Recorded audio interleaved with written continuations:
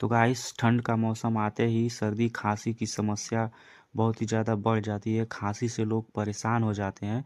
तो हम आपके लिए लेकर आए टस्क्यू डीएक्स सिरप, जो खांसी की बेहतरीन सिरप है। कंपोजिशन डेस्टोमेथोर्पन, क्लोरफेनिरामाइन, मैलिट, फिनाइल्फ्रीन होता है। एमआरपी 110 रुपये में मिलती है।